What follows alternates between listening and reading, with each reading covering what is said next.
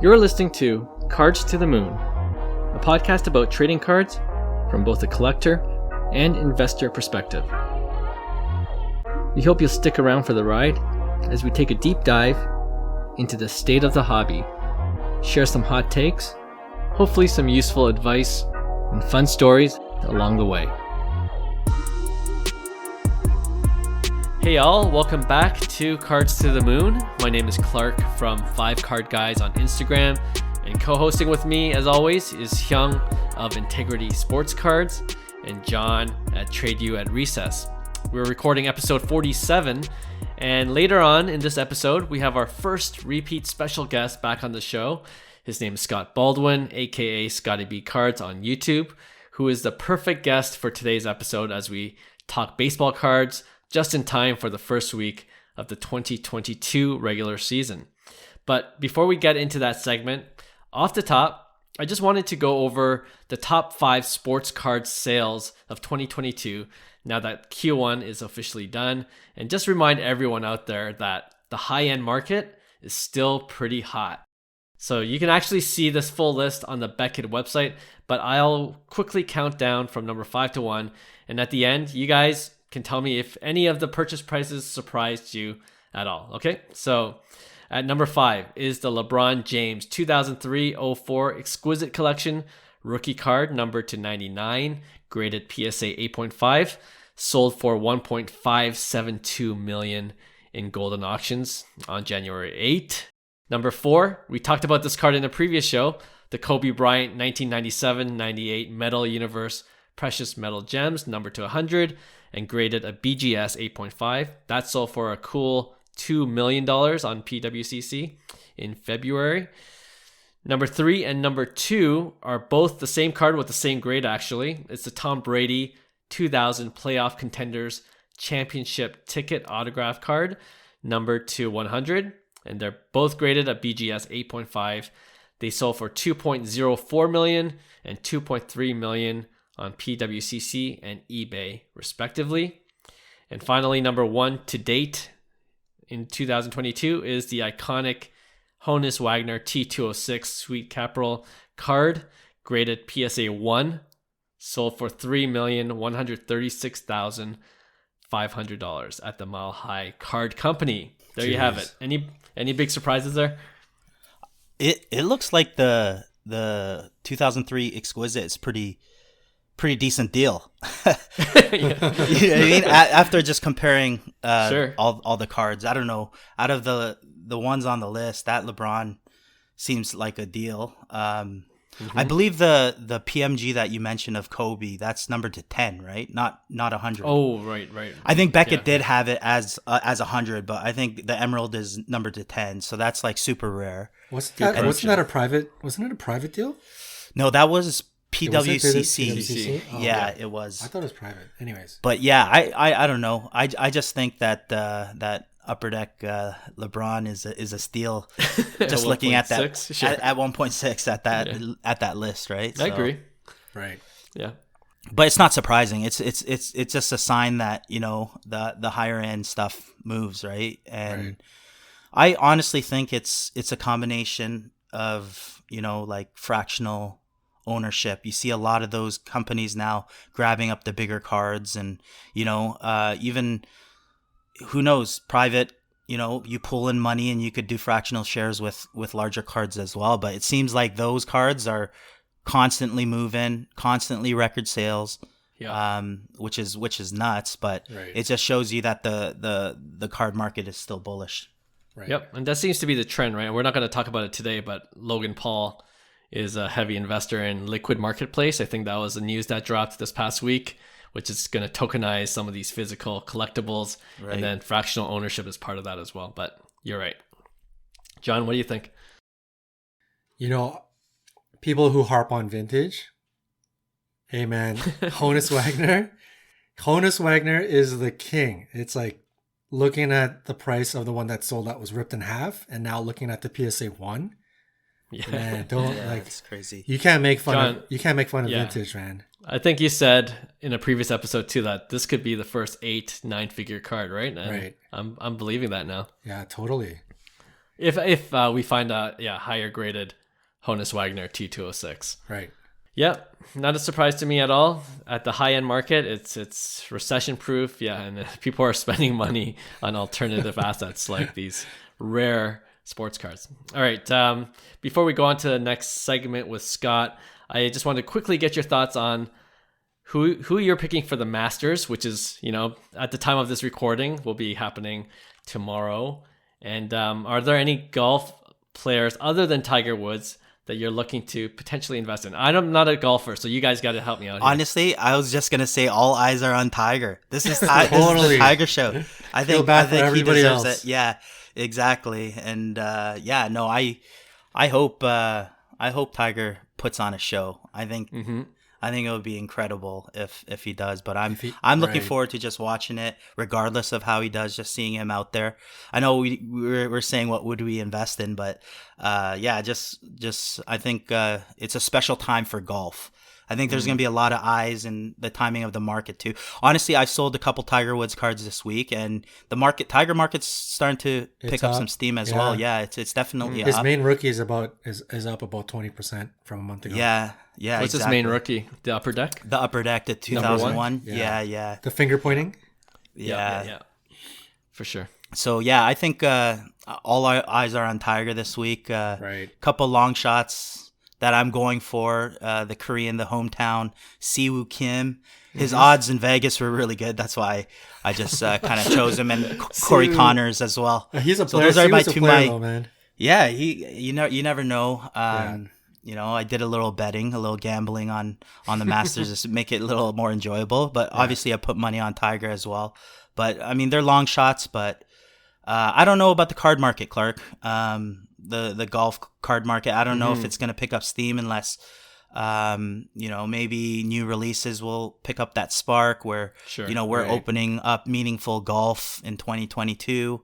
I'm excited. I think it's going to really potentially spike up cards like the Rory McIlroys and other kind of GOAT type golf players.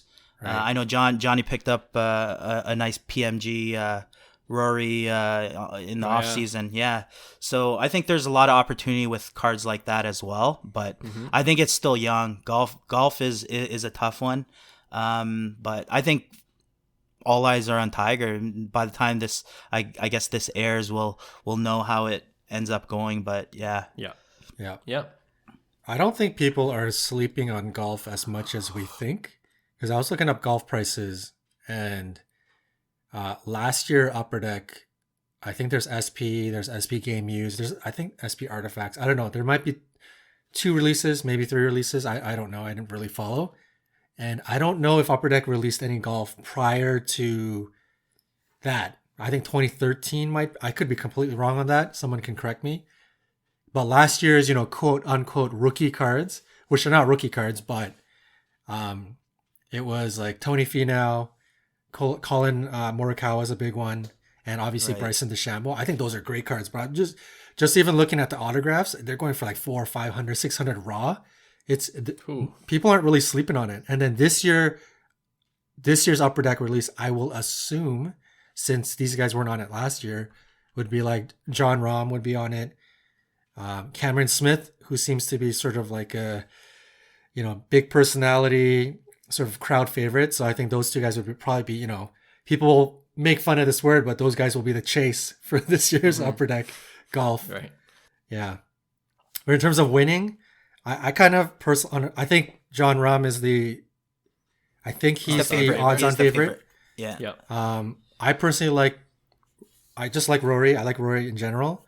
I think Cameron Smith has been on fire. He's got a good chance, and I actually like Xander Schauffele. He's one of those guys. He's not a big time swinger, but he can course manage, and Masters, that's kind of what it's all about, right? So I wouldn't be surprised if Xander was up there on Sunday. Cool. Yeah, we'll see who's the winner by the time we record our next episode. And I don't have much to add to this conversation because, like I said, I'm not really a golfer, although I'm slowly getting into it because of golf the potential of golf carts. But before we aired, we were just saying like Upper Deck needs to step up their game. Chrome. Give us some Chrome. Give us some Chrome. Yeah, right? That's what we need. Come on. That's what we need. Or some banging parallels or something, because the golf products are so boring. Yeah. So I think that's got to happen in tandem with the future stars of the game coming up. They just got to market it way better than they have been. All right, let's move on then to our next segment. And instead of our regular hobby headlines, we're going to do a special edition of Data Dive with Scott Baldwin. We're excited to have back on our show Scott Baldwin, aka Scottie B Cards on YouTube. It was a pleasure the first time we had him on the show, and the feedback we got in the comments on that podcast episode was all positive. They pretty much said the same thing, which was Scott knows what he's talking about, especially when it comes to baseball and baseball cards. And that's actually why we wanted him to join us for this specific Data Dive segment, where we will go through the top 10 list of active MLB players who have the highest career average WAR, which stands for wins above replacement. And we're just using this particular stat to help identify some of the best players who have performed at a consistently high level. And as we go through the top 10, we'll see if the players on the list are, in our opinion, underrated, overrated, or properly rated in the hobby. But before we go on, Scott, welcome back to the show. No, thanks for having me back on, guys. I appreciate it. I must not have screwed up too bad last time. I bring you back. So happy to be here. It's a real pleasure, for sure. Okay, before I go through the list, starting at number 1, Scott, can you do us a favor and explain to all of us what WAR actually measures? And on a scale, if you know offhand, what's a bad WAR score, what's a good WAR, and what's an excellent all-star WAR score? Yes. All right. So very first thing, WAR is wins above replacement. It's a very new age stat. It's becoming more and more mainstream. The actual components that make up WAR are a lot more complicated. And they're relatively straightforward, but for the average fan, even like me and you, who's not like a mathematician, it's pretty complicated how they calculate it. But it's basically your base running wins, your fielding wins, and your hitting wins are all combined. And they measure these wins just compared to like league average, who the average player would have been at that position, how much better you do, and how much value you add. And then they have ballpark factors that go into it to make sure, like if you're a Colorado Rockies player, you might have a very high home OPS or very high home numbers, which nerfs it a little bit. You might be playing in Dodger Stadium, which will help your WAR a little bit because it's a pitcher park.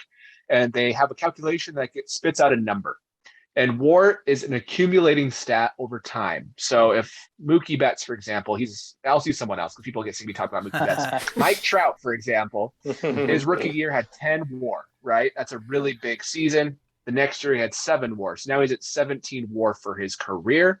And the average Hall of Famer is around 55 to 75 WAR, depending on the position they play. The inner circle Hall of Famers are over 100 WAR. That's right where Albert Pujols is sitting. And then you have Barry Bonds like at 165 plus WAR. He's like the highest or second highest. So that's kind of how it works. And in regards to a player, 2 WAR is kind of above average, above average player. 0 is league average. And then you have like 4 is about an all-star level, 4 to 5. Anything above a 6 or 6 to 8 is going to be a MVP level. So. Okay. Yeah. Thanks for that explanation. Job, Yeah, for sure. And as we go through each player like that, using that scale will definitely help, I'm sure, a lot of listeners, how good these players really are. All right. So first on this list, it's not surprising, I'm sure for most of us, Mike Trout, who has a career WAR of 76.1 in 11 years in the big leagues. So that works out to be an average of 6.92. And if you just heard Scott say anything above 6 is pretty much MVP level, which we all agree, I'm sure, Mike Trout is. So this looks like an easy one to start. Is he a good investment? I feel silly asking you, but you know what? Some people might say like he hasn't won a World Series. That's probably the only knock on him at this point. But yeah, what do you guys think? My thoughts on Mike Trout. Yeah, if you want me to go first, I love Mike Trout. I collect Mike Trout. I was debating wearing a Mike Trout jersey in this video, but I have Rockies hat on, so I don't know people would mind without it. But Mike Trout's interesting. He's at 76 WAR right now, right? Heading into his age 30 season. He had about 74 heading into his age 28 season. He's just been the COVID season. He only had 1.8-ish. And then this last year only had about 2-ish WAR. And that really has kind of hurt his legacy in comparison to players like Mel Lott, Lou Gehrig, these players who are all-time greats. Right. So the good thing about Trout, though, is he's still well above the average player at this point in his career. And he'll probably end up around 110 to 130 if he can stay healthy. But that's a big if right now, which is his biggest knock. He can't. Last year, he tore his calf jogging. Once you start having muscle issues like that, it's kind of worrisome. I think he'll be fine, and I think people are very much underrating him. Yes, he may lose his base running because he's not trying to steal bases as much. He'll still take the extra base when the ball's hit into the outfield, but he's not going to be stealing just to maintain his body being healthy for the full year. And yes, his defense may have declined slightly, but we've never seen a full-on God mode offense Trout, and I think that's what we could be seeing this year. So I still think there's room for Trout to go up. He also has a very interesting situation because he is by and far considered the best player of our generation. And because he's considered the best player of our generation, that helps his card values. Jeter, Griffey, there's all these like certain players that are identified in certain eras, and Trout's our guy. And because of that, everybody my age and your age, and maybe even a little bit older, are all going to want his cards as they get older. And that's when that money continues to flow. So that's my thoughts is, he's a little bit of a risk because he's not staying as healthy, and we don't know how high of a ceiling he has. But at the same time, he's already identified himself as an all-time great talent. So, yeah. Well said. That was well said. Yeah, I don't know how to follow that up, but I personally think he's slightly overvalued in terms of the market on certain cards. I think there's a lot of price baked into kind of like his Hall of Fame status or his legendary status that he's creating. And there are good points that Scottie made. It's like, I don't know how old he is now. He's probably in the 30? 32, 31. I think he's 30 right now and turns 31 in August. Yeah, so it's going to be interesting. Like you see guys like Albert Pujols, they're back 10 years compared to the first 10 years, and you kind of see if whether that's going to play a factor into kind of what he's building.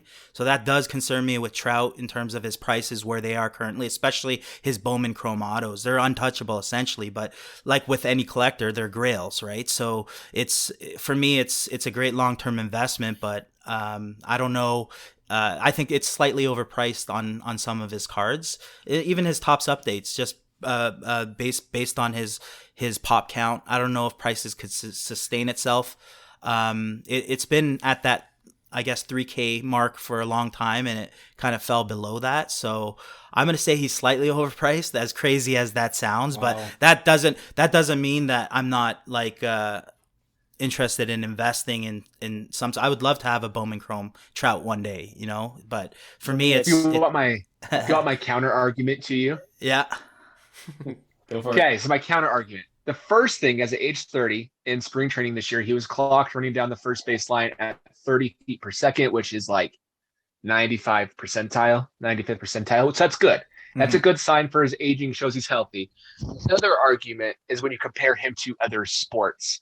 His Bowman Chrome autographs aren't really that crazy. And, if you look at like Patrick Mahomes, if you look at LeBron, if you look at Steph Curry, their values are so high that I think anybody who's not necessarily a baseball fan may be looking at the best baseball investment for modern, and they might identify Trout as that guy because it is cheaper than these other superstars, other sports. That's my only other counter argument, which why I think his ceiling's higher than the average baseball player is just because everybody do baseball card collecting, they say buy Mike Trout rookie card, Topps update, But that's my only thing. But I do think at some point, Mookie Betts, who's also had a great career, his Bowman Chrome autograph and a BGS 95's about $2,000. No, less than that, $1,500 to $2,000.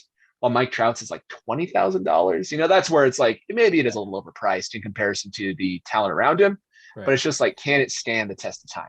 And if anybody can, it's probably his. Right. As weird as that sounds, for sure. No, I do agree with you. Agree, yeah. It will hold. I don't think you could go wrong. It's a blue chip stock that you're gonna have with Trout. It's just if you want to buy in that high, it might be a little, pricey, is what I'm saying. But yeah, can I also say one more thing?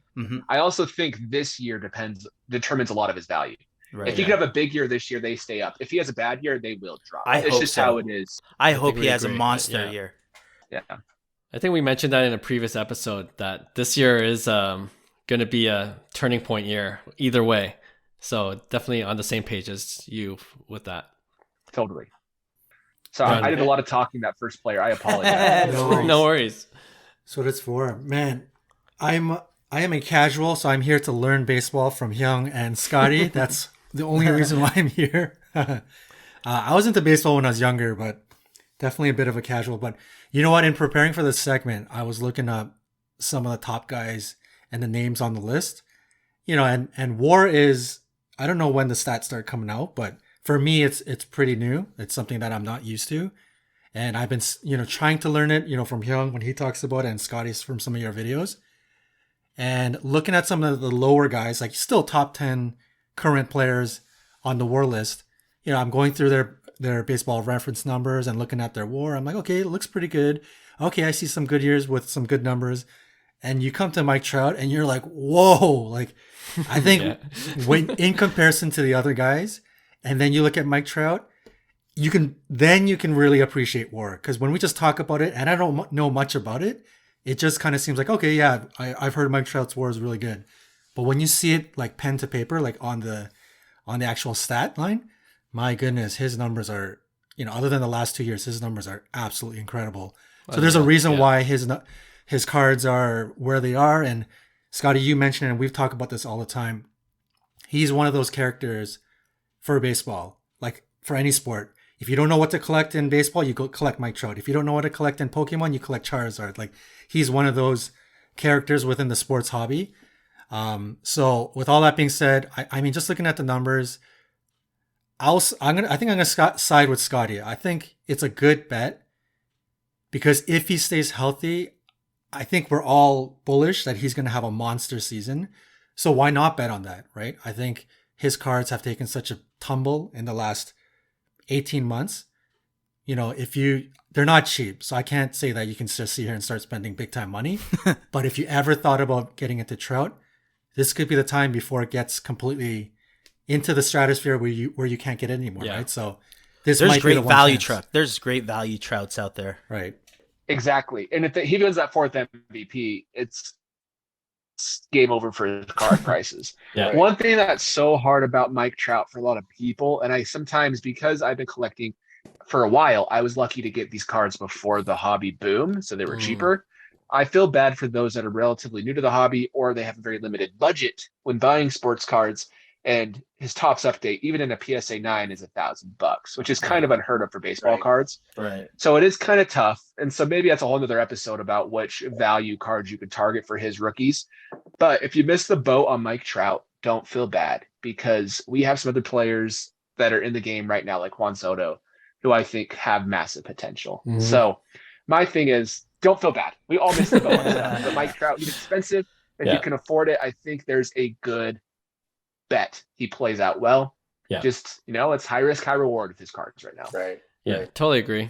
Before we go on, I'm in that same boat. Like I'm lucky enough to be able to splurge on a few $1,000 card, and maybe not the Bowman Chrome, but like the Bowman Sterling is within reach for some of us who are trying to get card.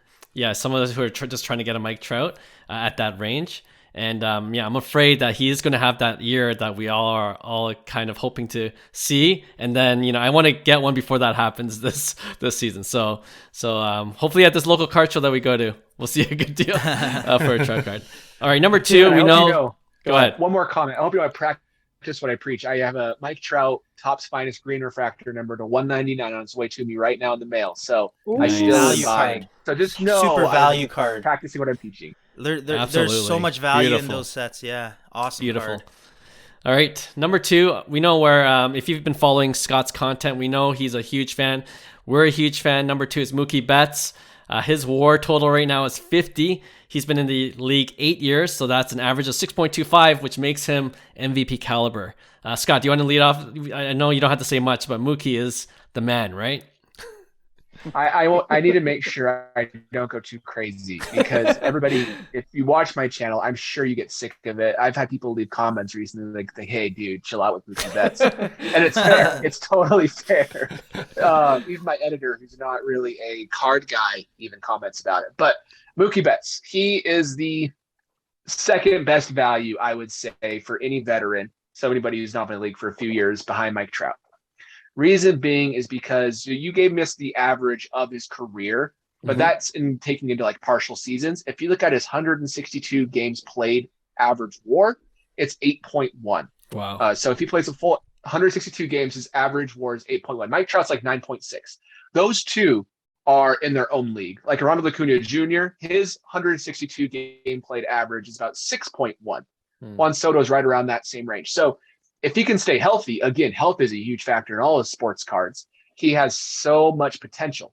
The thing with Mookie Betts that's interesting is the fact that he does it all over the field. He may not have OPS plus. OPS is your on base and your slugging.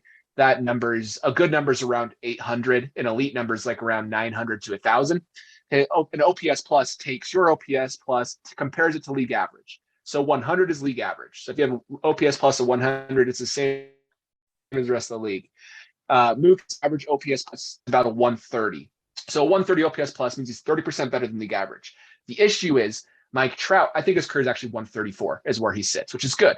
Mike Trout's an OPS plus of 176. So significantly better than Mookie Betts. But Mookie Betts makes up that value on the base pass because he's still really a great base runner and he's an elite outfielder, like above and beyond every other right fielder over the last 8 years, significantly better. According to the defensive WAR, he's second behind Roberto Clemente all time as a defensive right fielder, and he'll probably pass him this year. So it's one of those things where he provides value everywhere. So he's kind of a hard guy to collect and invest in because in the moment, people saw him on the ESPN 100, like top 100 players as number 6. And they said, Mookie Betts, he had a bad year last year and he was hurt, but his bad year was still a 4.3 WAR season, 132 OPS plus, like it was still a good season. That's why I like Mookie Betts is because even in his bad years, he's still good. So back to his cards, he has hardly any rookie sets. And they're really short printed, especially his Topps Chrome update. There's only like 500 PSA 10s, only 12,000 of them made because I did the pack odds. It's only in one set, so it's easy to actually figure out. So I think he's a good buy right now, especially because his cards are cheaper. It comes back to the same argument as Trout. He has to stay healthy because if he doesn't stay healthy this year, those will drop significantly. And I have so much Mookie Betts. I was telling my wife, like this dollar amount could get cut in half just like that this year if he has a bad year. I told her that, and she's like, "You're crazy. You should sell them." But we're irrational card collectors. So that's my thoughts on Mookie Betts. Same as Trout. If he can stay healthy right now this year, his cards will boom or bust. Love it. Yeah. I agree. Super undervalued.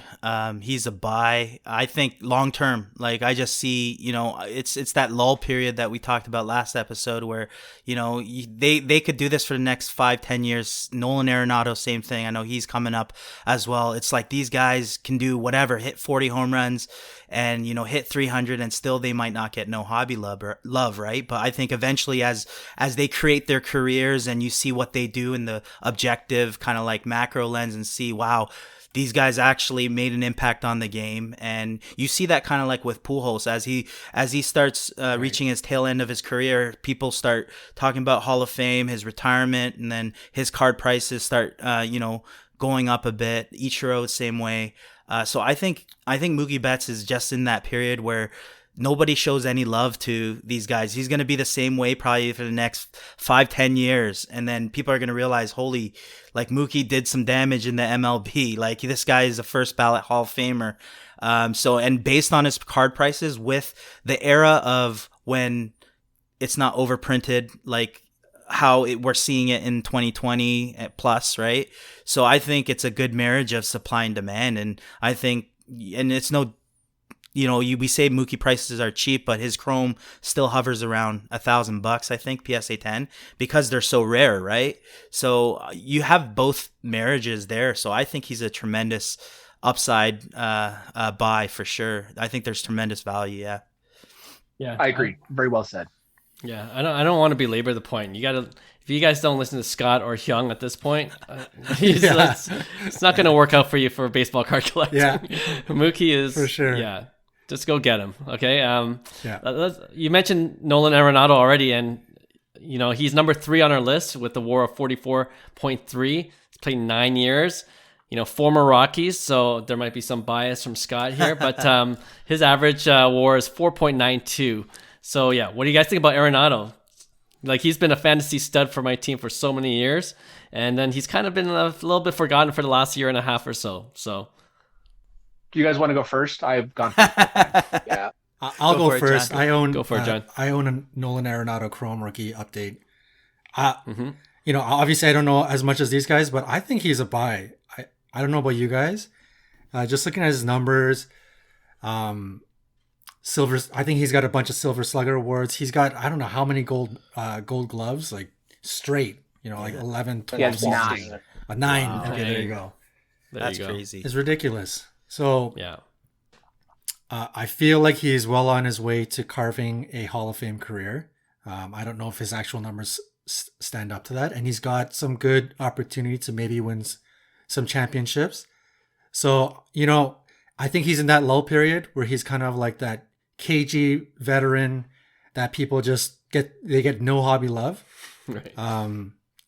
So I think he's a buy, but he's not like one of these, you're going to see a return in the next 3 to 6 months.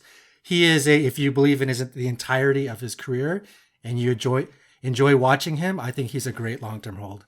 I'm going to say buy. Mm-hmm. Yeah.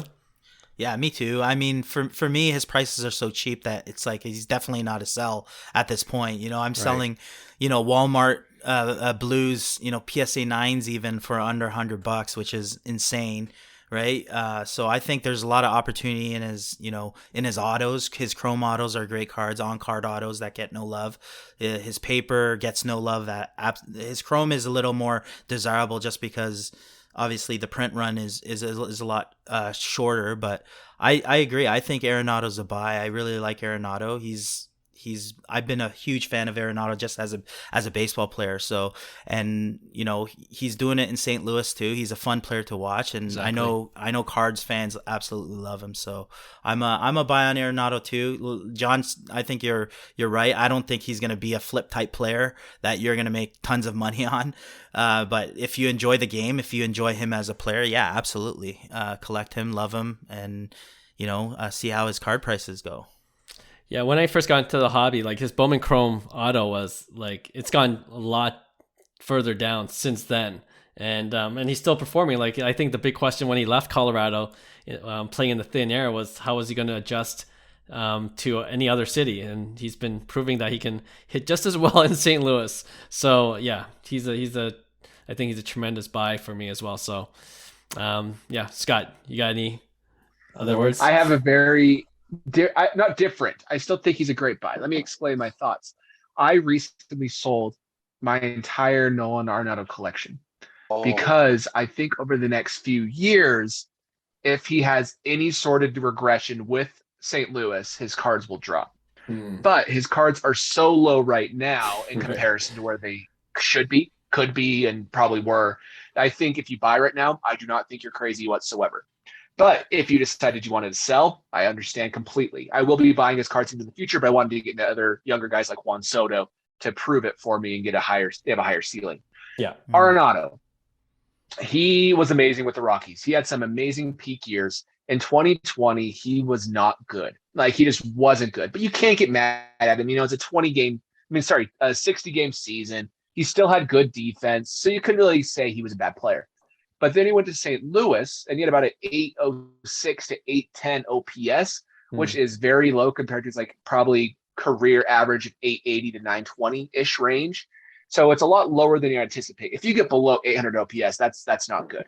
But his OPS plus, which takes into consideration ballpark factors, was a 122 in St. Louis this year. His career average in Colorado was a 122. So he was the same player, and this is what you should expect. So if you expect more out of Arenado than what he did this last year in St. Louis, or significantly more, I wouldn't bank on it. But I think he is going to average around 4 to 5 WAR for the next 3 to 5 years, and that will probably put him in the Hall of Fame. The hardest part about Arenado is the metrics. So if you can't tell, I did a lot of research on Nolan. This is amazing stuff, man. I know. Yeah, keep going. We're nerding out. Love it. Yeah, this is awesome, man. Unreal. But Nolan, if you look at Fangraphs WAR, which is more averagey for defense, like it doesn't really benefit or hurt you for defense metrics, he is about 35 WAR, extremely low for a player who's about to enter his 30s. If you look at his baseball reference WAR, he's about 44 to 45. So it's a 10 WAR swing. And so for Hall of Fame voters, Arenado does have the Gold Gloves. I think he's won 9 in a row. I'm pretty sure Ichiro is the only other player to win 9 in a row to start their career. So he could become the most all time this year. He's not going to catch Brooks Robinson. I think he has 16. I just don't think he will, especially with Brian Hayes and a couple other great third basemen in the National League. But Arenado, he had his worst rate season last year ever when it looks at his baseball savant numbers. So actual ranking and percentiles, his hard hit percentage, his barrel percentage, a lot of these other things just weren't super impressive, which concerns me a little bit from a very in-depth look. But where he's a good buy is the fact that he's already viewed by everybody, including myself, as a future Hall of Famer. And so the downside risk of his cards is really low. You're not going to lose much, but the upside value isn't as high as you would hope. So I think Kevin Garnett was a great comparison. And I love Arenado, so Rockies fans and Card fans don't hate me, but that's my dive from this offseason. So I hope he bounces back. Goldschmidt, his first year in St. Louis, only had 2 WAR, and then a 6 WAR season the following year, basically. So Arenado could have that same situation, adjusting to a new park, could have a breakout year this year. Right. Cool.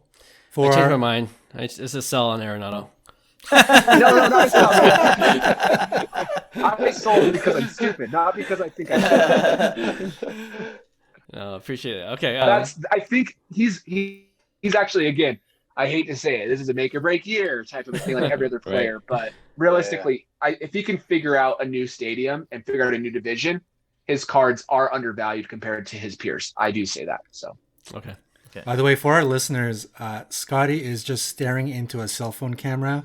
He does not have a laptop. He's got nothing in front of him. Yeah, this is all in his brain. Straight from the dome, man. Dude, he needs like his own metric, amazing. Like 10 stats per minute or something like that, because he's just amazing. spitting like... Yeah, it's a perfect guest to have on today. All right, number 4. And before I go on, reason why we don't have Soto, Acuna, Tatis, those guys, we cut off the WAR to 40 and above. So those guys obviously been in the league only 2, 3, 4 years. So probably they'll get there for sure. But you'll see more of the veteran players on this top 10 list because we're making that minimum cutoff at 40 WAR. All right, number 4. Albert Pujols, 21 years in the league, which should be an award in itself for that longevity. 99.6 total WAR over those 21 years accumulated, which works out to be an average of 4.74. So I guess the longer he plays, he's kind of lowering that average. But yeah, he still certainly has I'm sure we'll all agree, he has a Hall of Fame, first ballot Hall of Famer. So are we investing if you can? Like, we already know his Bowman Chrome auto is an iconic card in the modern baseball space. I don't know, are there any other cards that are worth investing in? Yes, totally. So I'll keep this guy short because it's a straightforward answer. He is worth investing in 100%.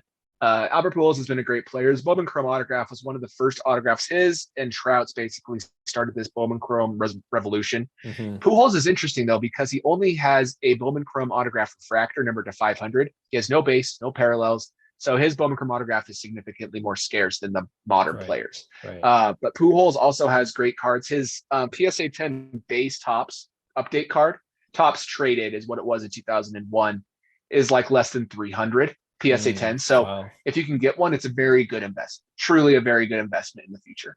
But with Pujols, I'm just hoping he gets to 700 home runs this year with the Cardinals. I don't think he needs to do anything else whatsoever. He has value. He'll be a very good long-term asset. Could be the first unanimous Hall of Famer. 3 MVPs, won a World Series with the Cardinals. Good player. That's my take. I won't go any crazier than that. So nice, agreed. Anyone else have anything to add to that? Yeah, I agree. Pujols it would be crazy to see his first 10 years.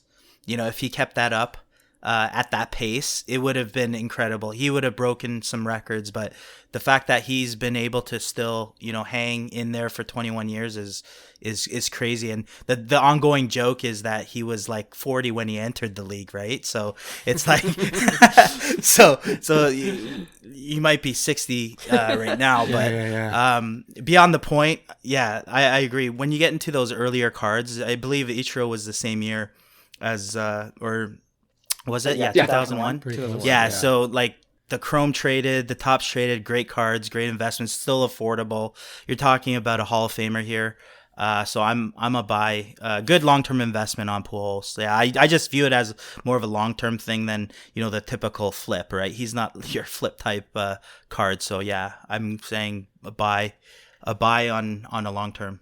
Cool. Right. I feel like I'm crazy to say this, but I feel like he's a sell. And I only say this I completely agree with the two experts here that he is a great long-term investment. But for me, just as a casual and learning about the sports card hobby, I feel he's kind of that legendary status swan song. There's a bit of that sort of hype right now where everybody's like, he's a legend. We got to go buy him. So I feel like this is a good sell period. And then you can kind of get back into him after he retires, before the Hall of Fame announcement. There's probably another time to kind of come back in. So I feel there's a bit of a spike right now with him. So for that reason, I'm feeling a bit of a sell. But, long term, I definitely agree with you guys. I think it's a really good point. Honestly, I think there's 100% accuracy to what you just said. His cards have already appreciated like crazy in the last 5 years as people have seen the end of his career in sight. When he went to Anaheim, his stuff dropped, compared to where like his view. The hard thing is the hobby was so different back then. But when he went to Anaheim, he didn't play well. He just didn't. He wasn't the same guy. His first 10 years in the league were some of the best peak of all time. And then he regressed. His cards declined. Short term, it might be time to sell, rebuy him 3 years from now and make some money. Yeah, not a bad move. Number 5 on the list. I think he's totally underrated, but then I could be proven wrong because it could be another Arenado thing. But it's Paul Goldschmidt with a WAR of 50.7, 11 years in the league. That gives him an average of 4.61. But I just saw his gold Bowman Chrome Auto, BGS 9.510, listed for $2,000. I feel like that is a tremendous opportunity for anyone that could put $2K down for a gold refractor number to 50. I think Scott's going right now to buy it. But, no. Yeah, he's gone. I need to show you something. Yeah. But what do you guys think, Hyung, John? Like, am I wrong? No way. That's the card. There He you pulls go. the gold. For I people bought it for that's a BGS 9 $8.99. mint condition. Yeah. Okay, gold. So I actually agree. I think he's a great buy right now. There you go. Okay. I'm glad you brought up his gold Bowman Chrome autograph, number 50. A couple of cool things about Goldschmidt. I recently did a video on him. I know I'm taking way too long on each individual player. No, you're not. All good. But Paul Goldschmidt, guess how many rookie autographs he has in sets? I'm gonna say that with the rookie Bowman logo. Chrome. Oh, with the rookie logo. Man, I don't know Goldschmidt. It's got to be low with the way Scott's asking that question too. Yeah, I'm gonna say Bowman Chrome rookie auto. That's it. No. Yeah, he has zero rookie autographs. Wow. Zero autographs with the rookie logo on it. He has only Bowman Chrome autographs, the first Bowman logo from his rookie year. He's one of the few players that had his rookie year and first Bowman Chrome the same time, 2011. Right. Probably because he wasn't as remembered and Bowman Chrome wasn't as crazy as now. But regardless, he's in hardly any sets. And he has a Bowman Platinum from 2010. It doesn't have a rookie logo and it's a prospect autograph.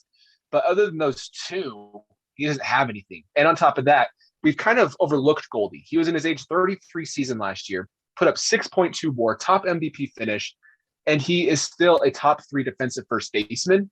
And he still is he's not slow. He's not a slow player. He's still in shape and he's doing a great job. So Goldschmidt, buy. I bought him right now, but at the same time, his stuff's going up. So I think others are realizing it. So at some point he's not a buy, but I still think right now he has some potential. Awesome. Yeah. I saw that video that you had on Paul Goldschmidt. So before you even said anything, I was like, yeah, I'm just going to agree with Scottie. Paul Goldschmidt, he's a buy. Yeah, based on his prices, I think you can't go wrong. His problem is Arizona. and vanilla. He's like, he doesn't like, he gets no love, but you know, like over time you'll see what he's done. He's gonna put up an unbelievable career, and his prices are super cheap. So yeah, I agree. He's a buy long term. I'm viewing this all long term, anyways, because you're talking about veterans, anyways, right? So we're talking about players that potentially have Hall of Fame trajectory. So yeah, for me, he's a buy. Cool. Agreed. All right, number 6. Moving it along. This guy might be a little bit polarizing. Manny Machado, 45.2 career WAR in 10 years within the league. That gives him an average of 4.52. Still all-star numbers, but yeah, some people hate Manny Machado, right? Yeah, you know what? I'll start with Manny. He's 28 years old. He's been in the league for 10 years.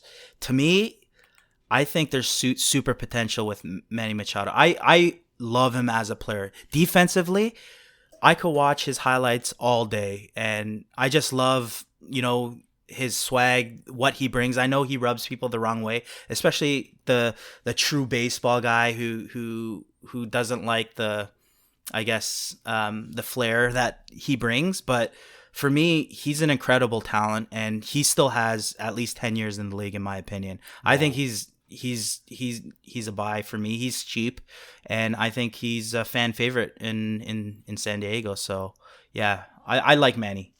I'm a Manny fan. You guys think he has Hall of Fame potential? I do, just because he's 28 years old. You know, like you look at, he could, I don't know. I just think he's really young for what he's accomplished. Right. He was in the league when he was 19 years old, right? So, right. You know, I'm gonna say, for me, Manny completely reminds me of Carmelo Anthony, like very polarizing. Right. You know, they're coming up. They're clearly studs, like really good players, but they're polarizing because they're kind of cocky, rubbing people the wrong way. But it's not the good cocky. It's kind of like the me basketball. They just care about themselves. They kind of got that kind of swag, and it just rubs people the wrong way. So I feel they're the same. So I'm going to say hold, because I still think he's a sleeper for a long-term hold, like a long-term purchase.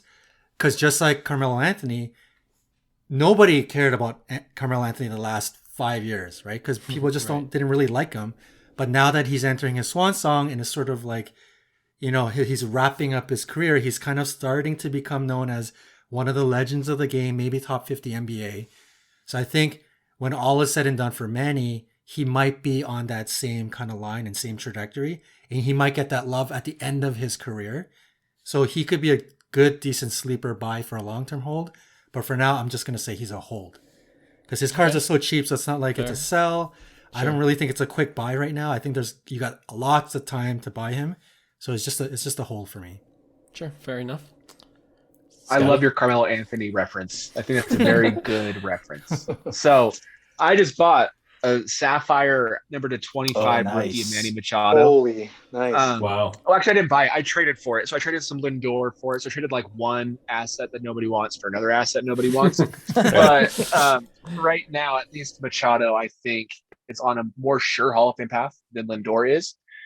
45 WAR again at age, 28. He has about 10 more years in the league, at least on his contract. If he averages 2 WAR a year for the next 10 years, he'll be guaranteed a Hall of Famer. So he'll actually have the counting stats to back it up too. So I think Machado was summed up perfectly already. If you want to buy it, his cards that are really nice aren't too cheap, but just know there is going to be some sort of ceiling in the short term. So sure. Fair enough. Yeah, and I think the smack about Manny Machado, I feel like more players are coming to his defense. Like I just read an article, I think, with Hosmer saying he's one of the greatest teammates I played with. So, you know, It's kind of blown out of proportion a little bit how Manny Machado acts on and off the field. But he was in the league before his time. Now, if you'd have been a rookie this year, it's kind of viewed as cool. Yeah, but back in 2013, I was going to say that. Yeah, I was going to say he's like the prototype for the Tatis and Acuna guys, like, you know, playing with that swagger. Yeah. Paul Goldschmidt, the opposite, like we talked about. Yeah. Right. Exactly. All right, we'll go number 7. This is controversial. Robinson Cano, 69.6 career WAR in 16 years, and we know about the whole steroids. You know, him being suspended last year. Yeah. What are you guys doing? Staying away because of that news, or looking I'm beyond staying that. away. Yeah. If Barry Bonds can't get in with the P Right.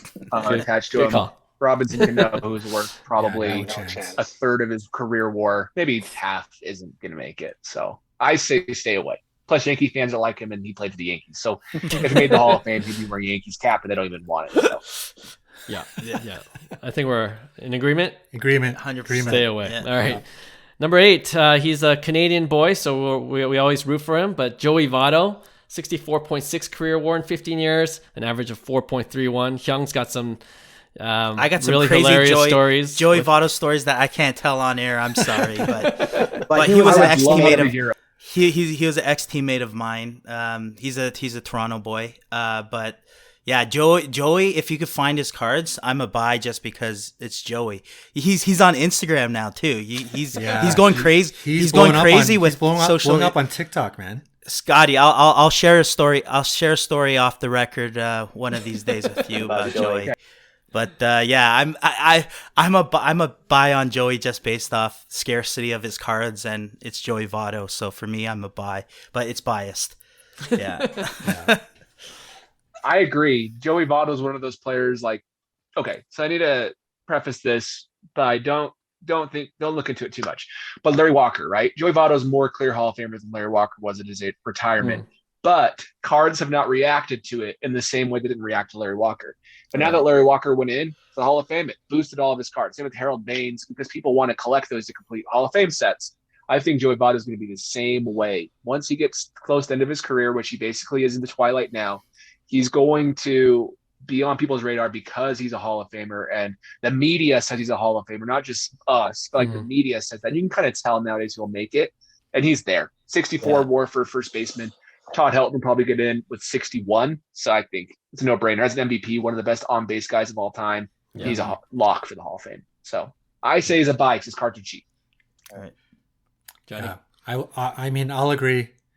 You know, the only thing that's worrisome about Joey Votto is I think he's so underrated and he's being slept on, that this day and age in investing, you know, sports cards, the hobby, everyone wants to see, like, I want to see 2x, I want to see 3x, right? So when we talk about guys to invest in, we talk about how he's a good buy, I think it should come with a bit of caveat, because I don't think Joey Votto is going to be a player that multiplies your money. I think he's somebody that, like Scottie said, you collect Hall of Famers, you have sort of a reason, or you're just like a avid baseball fan.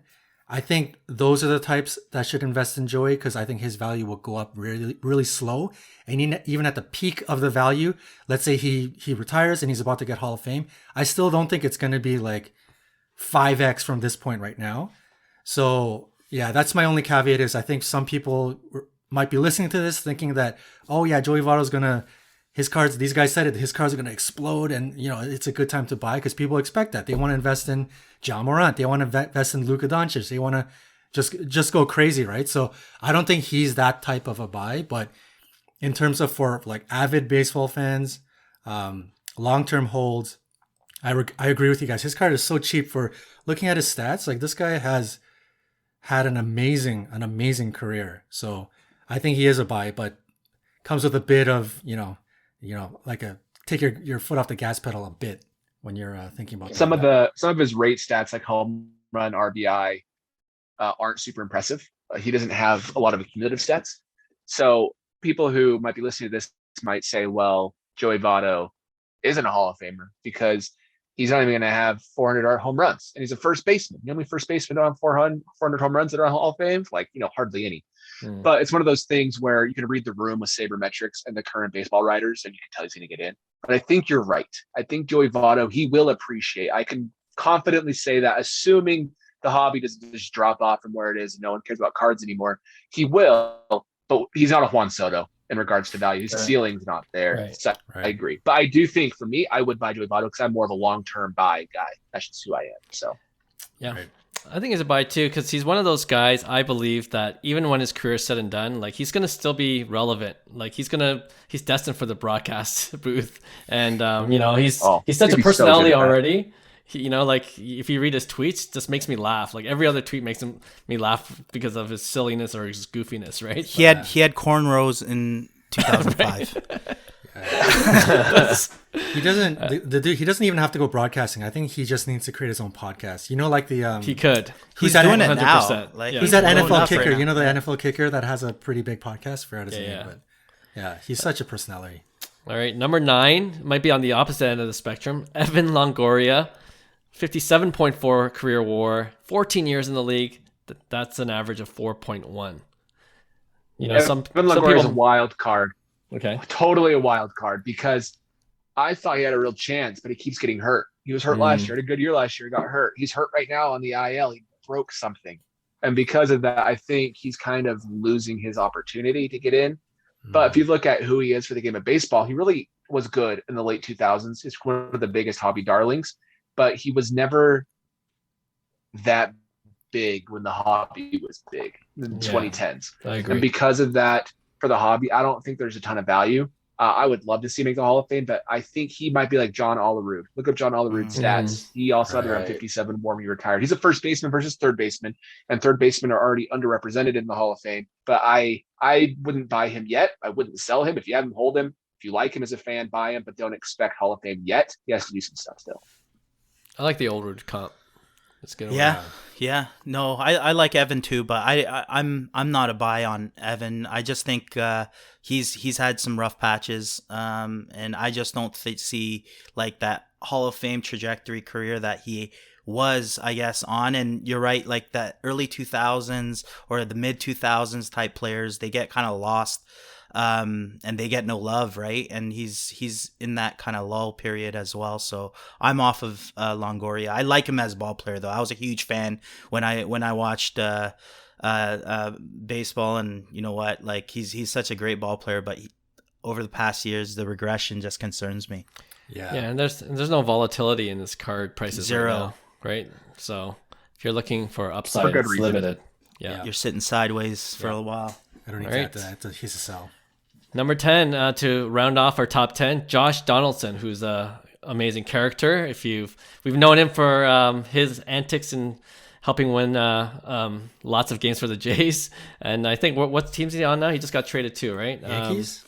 To the Yankees. Oh yeah. Okay. Wow. Now I don't like him, but no, his career WAR is 44.4, 11 years in the league with a career WAR average of 4.04. What do you guys think of Donaldson? Don't buy him. Don't.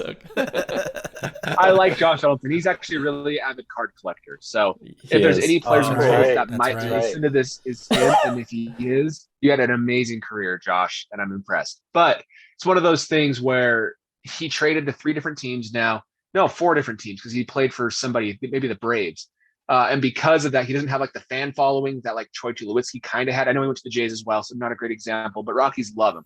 Mhm. It's just tough because there's not much upside with his cards right now. I don't think he's going to make the Hall of Fame just because he doesn't have the stats again that writers are looking for. And because of that, I just think he'll be all very good. You'll look back and say, man, he was pretty fun back in the 2010s. That Donaldson guy was great. He did awesome for the Blue Jays, all these different things. Right. Yep. Yeah, no, I agree. Yeah, huge fan of Donaldson. I'm off his cards, but like huge fan of his personality and the way he plays the game. So I think he's polishing a nice career, multiple teams, but I'm off of him in terms of investment standpoint. Probably not going to buy Josh. Yep. I'm with you. I would buy him for the PC, but I would not recommend him to anybody else for any other reason. Yeah, for his PC, it's cheap, right? So you're not going to invest a lot anyways to begin with. So it's a great PC Like purchase. we all love him. Jays fans, he was a darling. Love so. Donaldson. Absolutely. MVP for you guys. He did a lot of great things. He was awesome. amazing. Absolutely. All right, Scott, before we let you go, I want to do one more honorable mention. He'll be number 11 on the list. Bryce Harper, 40.1, 10 years in the league, 4.01. So he would have been just outside the top 10. But I think, the year MVP last year, you buy Maybe this year. Harper? Oh, I would totally buy Bryce Harper. He's only 28 as well. Second MVP, 2-time MVP. Dale Murphy was a 2-time MVP, but he didn't make the Hall of Fame. But Bryce Harper has so much more time to get there, and his game is already becoming more consistent. And because of that, I'm happy. His average WAR is extremely low because he has extreme peaks and extreme valleys for a superstar. But I think he's figuring it out and being like around a 4 to 6 WAR player now. and his ceiling is MVP. He could win another one. And because of that, I think there's a lot of upside for his cards. And again, people used to hate him because of personality, but now they like him. Yeah, that's true. That's true. Yeah, absolutely. That's true.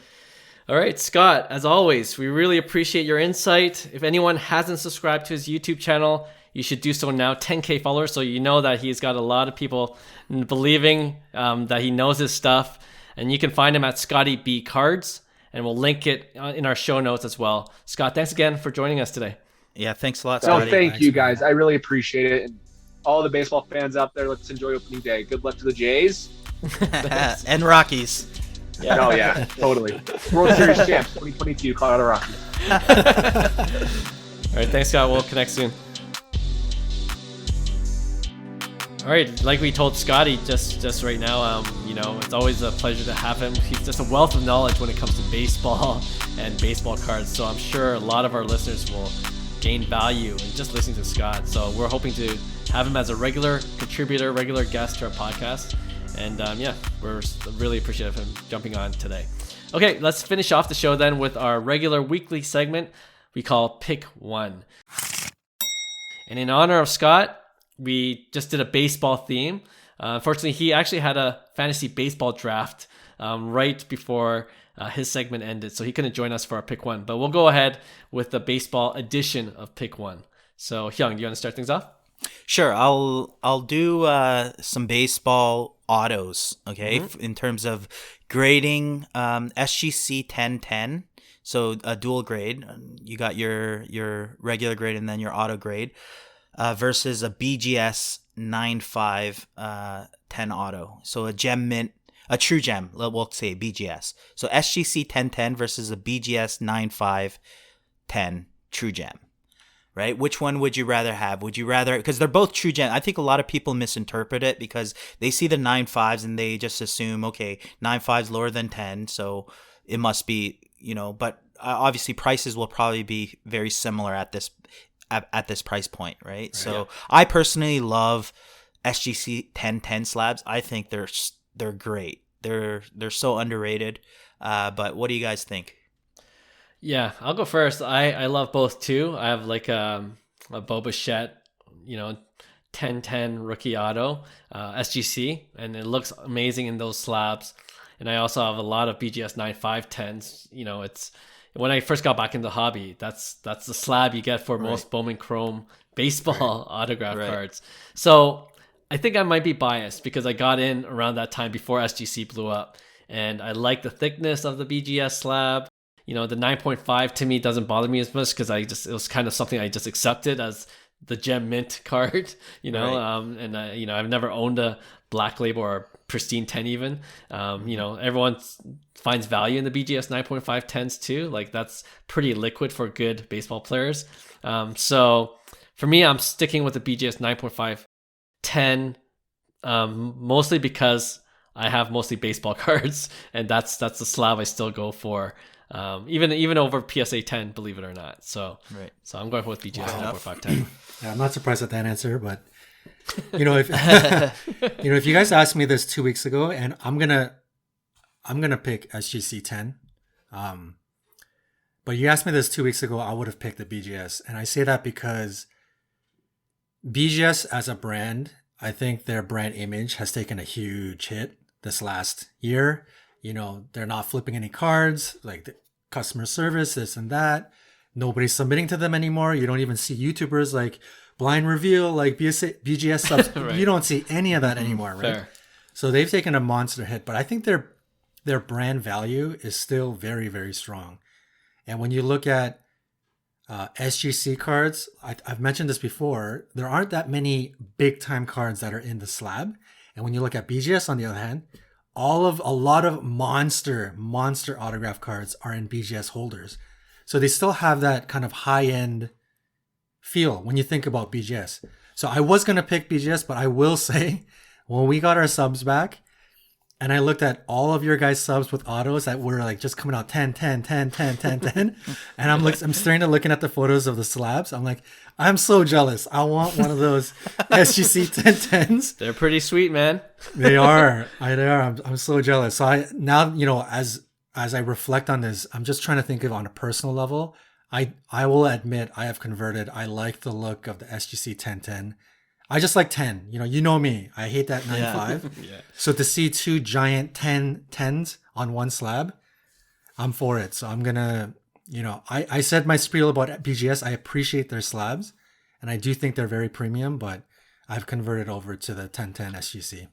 Okay. Interesting. Sounds a tiebreaker. Wow. You know what? Like, I'm a BGS head originally. I love BGS, but John hit it on the nail. They dropped the ball big time. Like I kind of forgot about BGS, and I kind of fell in love with SGC, to be honest. Just their whole process, their brand, even the slabs. It's growing on me. It's a little bit bulky for my liking still, but and I do like the fact that SGC is now, they don't grade the auto if it's not a 10 auto. Right, so you just get the graded card if it's a bad auto, right? Which makes total sense, right? And that way you don't see the 9 auto that you get from BGS or PSA. But I'm gonna go SGC as well, because I think right now resale value is pretty hot with SGC, and I see that trend continuing to move forward, because they're just starting to get into the game a lot more now and being more relevant. So I'm going to pick SGC, although, I do have my BGS dimes that I still, cherish, but I'm taking a liking to SGC slabs, and maybe it'll go back to normal. And I know I'm going to get probably a lot of heat for that from the true hobby heads, because they're like, no way, a true gem mint should, outsell a SGC 10, but yeah. I don't know if it is anymore. I've been trying to, get some, snag some good deals and find some steals, but those SGC 1010s, man, you can't find that anymore. Yeah. Yeah, it's catching on. I didn't know about the auto thing, that they don't grade. Yeah, I didn't know that. That's pretty cool. Yeah, so you'll just see like a 8.5 if it's like a 9 auto. So you'll just see the grade 8.5 with no auto grade. It's better. And then if it's a 10 auto, they'll just give you the 10 auto. Right. That's cool. All right, John? Yeah, so I'm going to do a RIP 1v1. I'm sure Hyung will love this one. Oh, I already love it.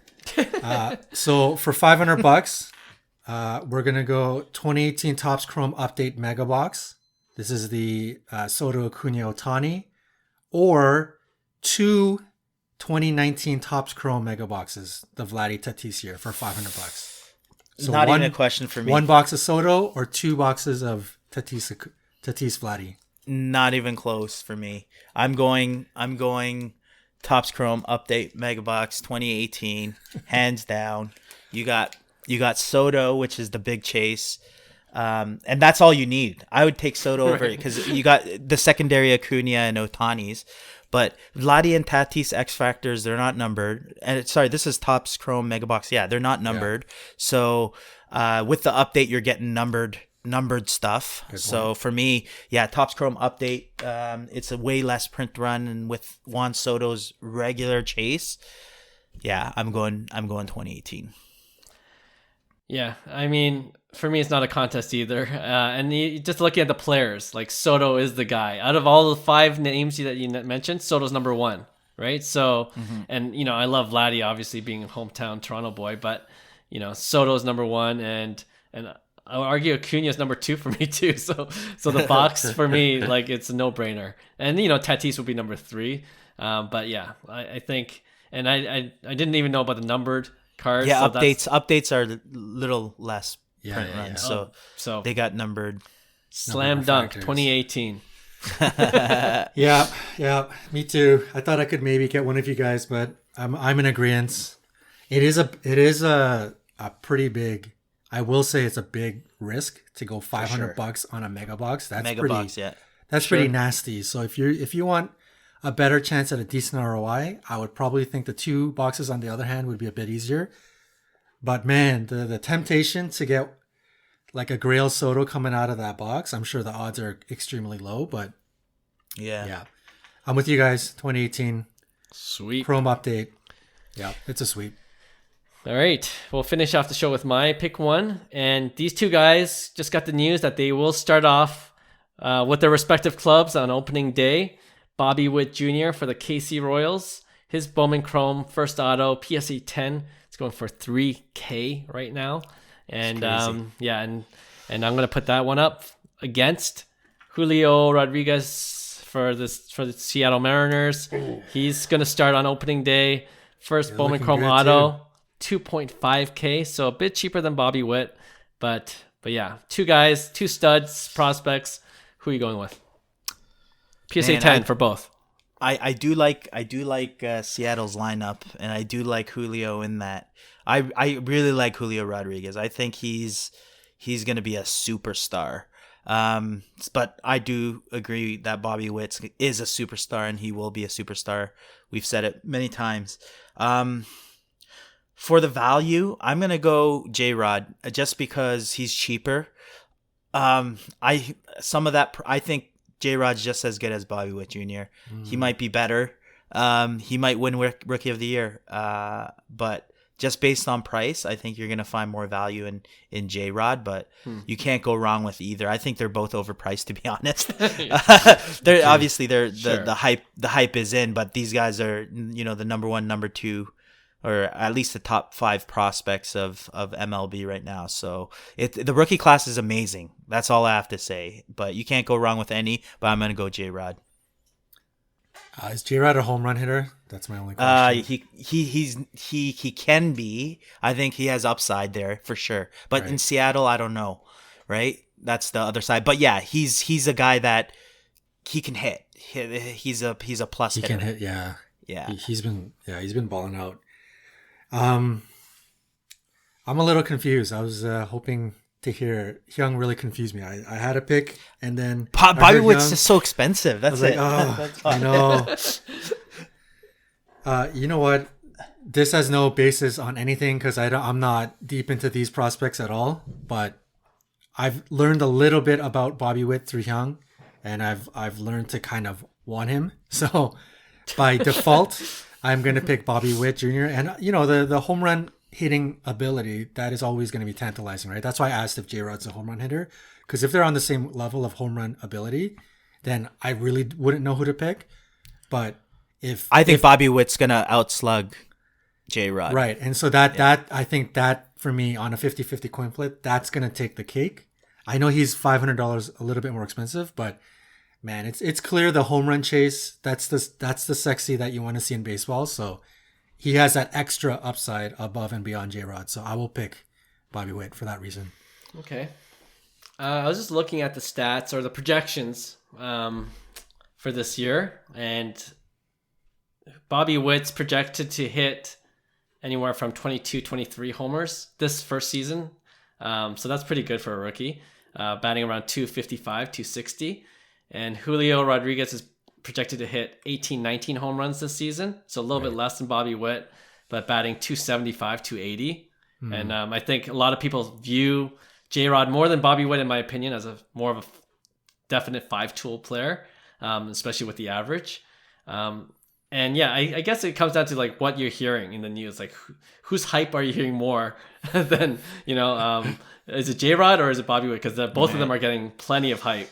And I'm, at least the past week, J-Rod's getting a lot of the hype. J-Rod is he's in the news. He's all over it. Everywhere. And you know what he does well too? Sorry to interrupt, but J-Rod promotes himself really well. Right. He has his own YouTube channel. He's hustling. He's doing all the stuff that the kind of like the business, the entrepreneur side of the mindset does. I love that. And to do that really young at his age is something to think about too. There you go.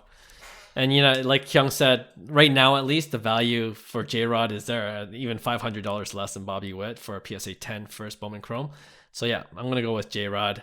And but I do believe, same as you can't lose with either prospects. I might wait even when the season starts, maybe wait for the first slump because inevitably it happens. And if you see it drop, that might be a better time to get it. But, yeah.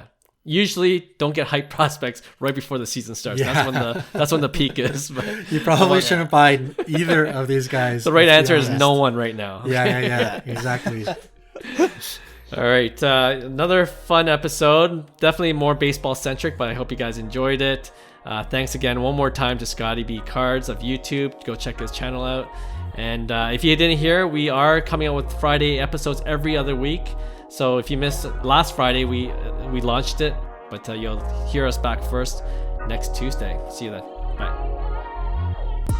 Hey, thanks for listening to Cards to the Moon. We'd really appreciate you subscribing to our podcast wherever you listen to your podcasts. And you can also connect with each of us on Instagram at 5 Card Guys, or you can follow Hyung at Integrity Sports Cards, or John at Trade You at Recess. You can also check us out at 5cardguys.com. Thanks again, and hope to connect soon.